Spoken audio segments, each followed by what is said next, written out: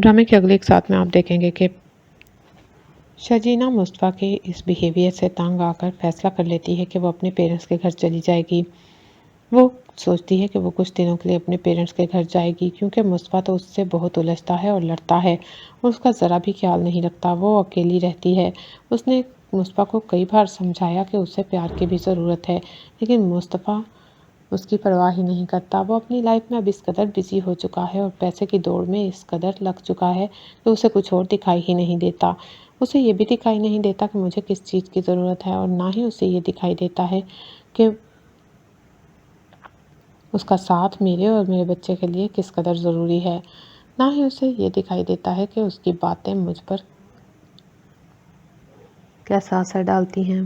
दूसरी तरफ रुबाब को जैसे ही अदील के बारे में और डिटेल्स मिलती हैं, वो फ़ौरन ही घर जाके अदील को अरेस्ट करवाना चाहती है, लेकिन अदील उस वक्त शहर से बाहर गया होता है। रुबाब को याद आ जाता है कि अदील तो उसे ही बता कर गया था कि वो कंपनी के सिलसिले में बाहर जा रहा है, एक बिज़नेस मीटिंग के सिलसिले में। तो रुबाब सोचती है कि अदील के आने से पहले पहले वो इसके पेरेंट्स को तो यहाँ से निकाले। वो सोचती है कि वो पता नहीं किस तरह उसके पेरेंट्स को बर्दाश्त कर रही है। वो फ़ौरन ही अदील के पीछे से ही उसके पेरेंट्स को घर से निकाल देती है। वो उन्हें कहती है कि आपके बेटे ने मेरे साथ धोखा किया है और आपको मैंने अपने घर रखने का ठेका नहीं ले रखा। वो जैसे ही आएगा मैं उससे अरेस्ट करवा दूँगी।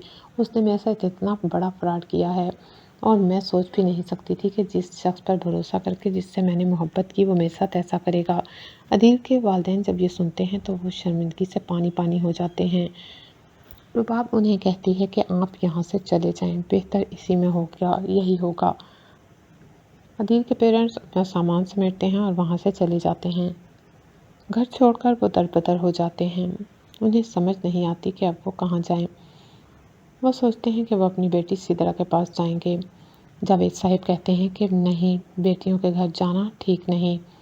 अपनी इज्जत पहले ही हमारी किसी काम की नहीं रही और अब हम बेटी के घर जाकर मज़ीद अपनी इज्जत नहीं गंवा सकते।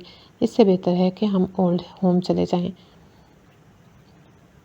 उनकी बेगम सुनकर रो पड़ती हैं। वो कहती हैं, बच्चों ने हमें कहीं का नहीं छोड़ा। अदील पर भरोसा करना मेरी गलती थी। अदील ने तो हमें दरबदर कर दिया। अगर मुस्तफ़ा पर भरोसा किया होता तो शायद आज ये सब कुछ ना होता। जावेद साहब एकदम से अपनी बीवी को देखते हैं। वो कहते हैं कि अब तुम्हें एहसास हुआ कि मुस्तफ़ा कैसा था। हर वक्त तुम मुस्तफ़ा को बातें करती थी। वो जैसा भी था कम से कम अदील की तरह बेहिस नहीं था। याद है तुम्हें जब अदील शजीना से शादी से इनकार करके एंड मौके पर चला गया था तो मुस्तफ़ा ने ही उसको सहारा दिया था।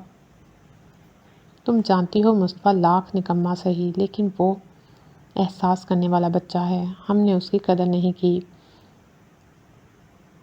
वो सोचते हैं कि अब क्या फ़ायदा, अब तो जो होना था हो गया। अदील और मुस्तफ़ा हमसे बिछड़ गए, लेकिन अब बेटी को हम मुश्किल में नहीं डालेंगे। इसलिए वो फैसला करते हैं और ओल्ड होम चले जाते हैं।